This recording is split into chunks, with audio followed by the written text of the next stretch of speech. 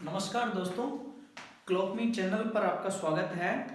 पिछले चैप्टर में हमने अपक्षय से रिलेटेड चीजें पढ़ी थी, जिसमें हमने क्या क्या पढ़ा था। हमने यांत्रिक अपक्षय जिसे हम भौतिक अपक्षय भी कहते हैं, साथ में इसके साथ में हमने रासायनिक अपक्षय भी पढ़ा था।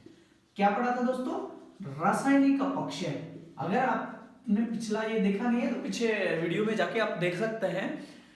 यांत्रिक अपक्षय और रासायनिक अपक्षय हमने पिछली क्लास में पढ़ लिया। अब हम पढ़ रहे हैं जैविक अपक्षय। जैविक अपक्षय का मतलब जैविक से संबंधित ही सीधा ये है कि हम जीव जंतु, मनुष्य, वनस्पति द्वारा जो अपक्षय होता है उसको हम दोस्तों जैविक अपक्षय कहते हैं। यांत्रिक अपक्षय के बजाय जैविक अपक्षय में जीव जंतुओं या मानव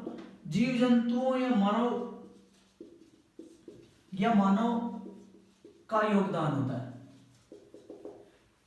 यांत्रिक अपक्षय में प्राकृतिक चीजें होती हैं, उससे प्राकृतिक आपदा भी होती है, इस तरह की चीजें होती हैं। जबकि जीव जंतु और मानव द्वारा जो अपक्षय होता है उसे जैविक अपक्षय कहते हैं। इसका हम एग्जाम्पल देख के देख सकते हैं। जैविक अपक्षय में जैसे मान लो धरातल पर है और मानव क्या करता है, चीजों को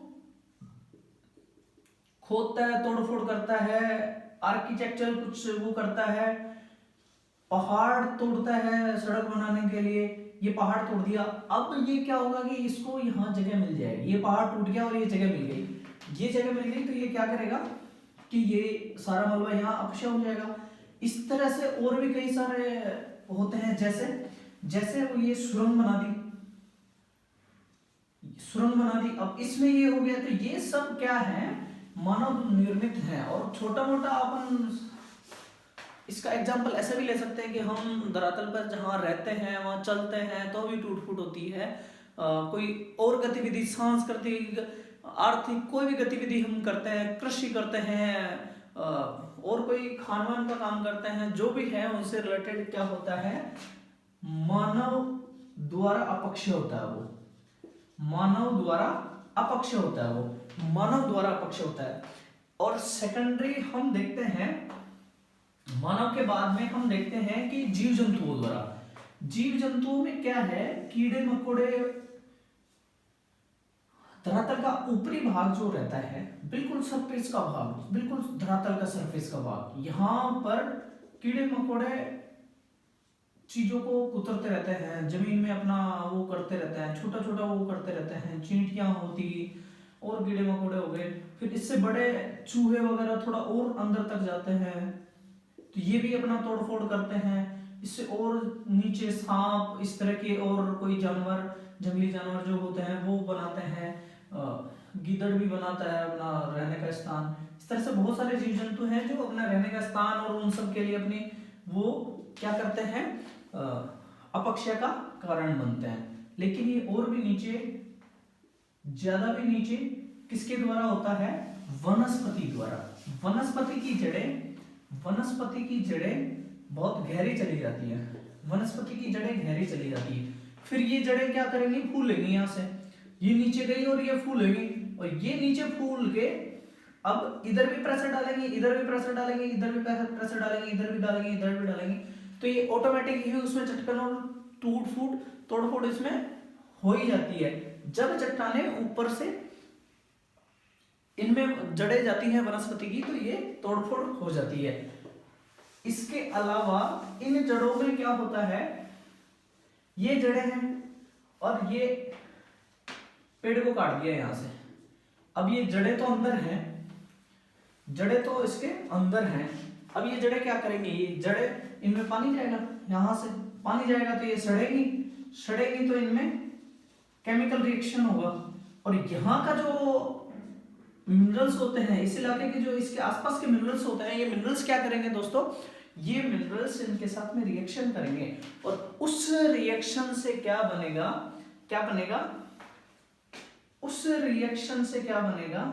रासायनिक अपक्षय होगा। उन चट्टानों में टूट फूट यहीं से हो जाएगी, ये जगह तो पूरा खाली हो जाएगी, ये तो इसका तो वो हो जाएगा, और फिर यहां से रासायनिक उससे वो कट के इसमें होना शुरू हो जाएगा। तो इस तरह से वनस्पति द्वारा रासायनिक अपक्षय भी होता है। ठीक है दोस्तों, अब हम पढ़ रहे हैं अपक्षय को नियंत्रित करने वाले कारक। अपक्षय जो होता है इसको नियंत्रित करने वाले कारक।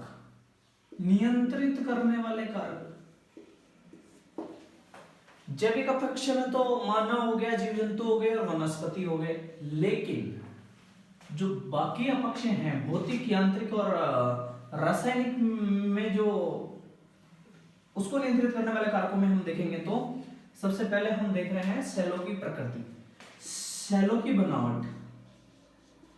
अब ये बिल्कुल सीधा सा है कि जब सेल की बनावट एक मोटे चट्टान से होगी जिसके दाने बहुत मोटे हैं, इस मोटे दाने होने की वजह से इनकी बॉन्डिंग इतनी मजबूत होगी कि इस पूरे दाने को काटने में इनको वो लगेगा। जैसे हम आग्नेय सेल का देख सकते हैं, आग्नेय सेल के बाद देखें हम परतदार जो चट्टानें होती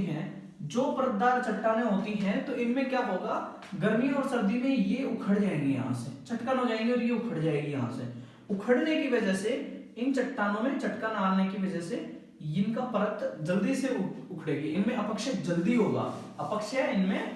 होगा।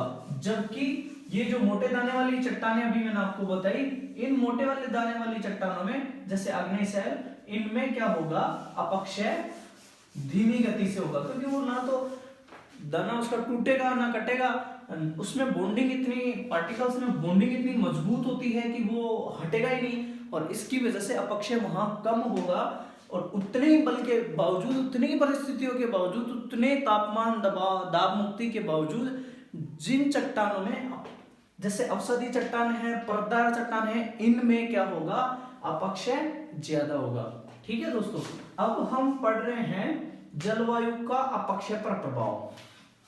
अपक्षय को नियंत्रित करने वाले कारक, जैसे जलवायु 2 नंबर का है, जलवायु का अपक्षय पर प्रभाव। जलवायु का कैसे अपक्षय पर प्रभाव होगा, सबसे पहले हम देखते हैं विषुवत रेखा के पास। कौन सी जगह, विषुवत रेखा के पास।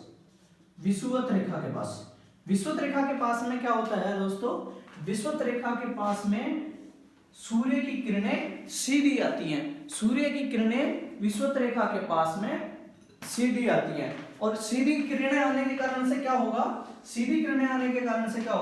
यहां पर तापमान ज्यादा होगा। तापमान यहां पर ज्यादा होगा, विषुवत रेखा के पास में तापमान ज्यादा होगा, तो यहां क्या होगा, यहां का जल है वो वाष्प जल्दी बनेगा।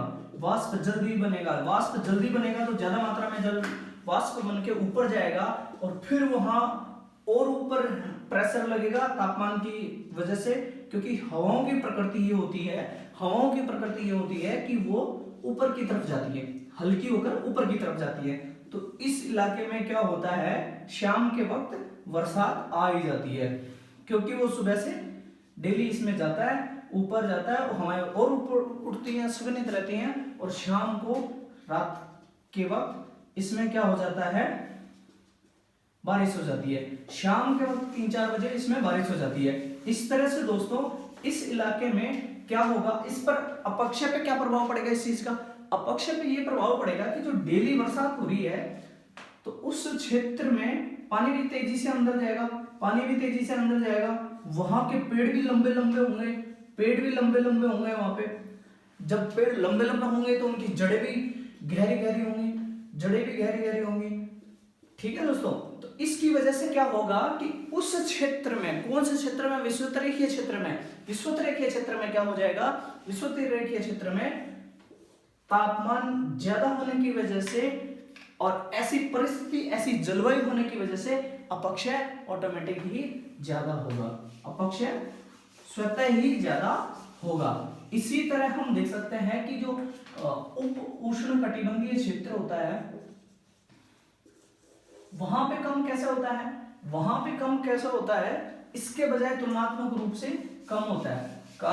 कारण ये है कि वहां पर ना तो तापमान तापमान इतना ज्यादा रहता, ना ही वहां वर्षा ज्यादा रहती। लेकिन आपको एक चीज नोट करनी चाहिए, क्या नोट करनी चाहिए कि उप उष्ण कटिबंधीय क्षेत्र में क्या होता है, गर्मी भी ज्यादा होती है, गर्मी भी ज्यादा होती है और सर्दी भी ठीक होती है, सर्दी भी ठीक होती है। इसकी वजह से उस क्षेत्र में जो पाई जाती हैं चट्टानें, वो दिन में गर्म हो जाती हैं और रात में ठंडी हो जाती हैं, दिन में गर्म हो जाती हैं और रात में ठंडी हो जाती हैं। इसकी वजह से क्या होता है, जब दिन में गर्म होगी रात में ठंडी होगी तो वही सिकुड़न और फैलना, फिर क्या होगा, चटकन हो जाएगी। और उस चटकन की वजह से क्या बनेगा, उस चटकन की वजह से क्या बनेगा, अपक्षय ज्यादा होगा, सीधी सी बात है। अब हम हिमालय वाले क्षेत्रों में देख लें। हिमालय वाले क्षेत्रों में मान लो ये क्षेत्र ऐसा है कि इस पर हमेशा बर्फ बनी हुई है, हमेशा बर्फ बनी हुई है, तो यहाँ कभी पानी बनता ही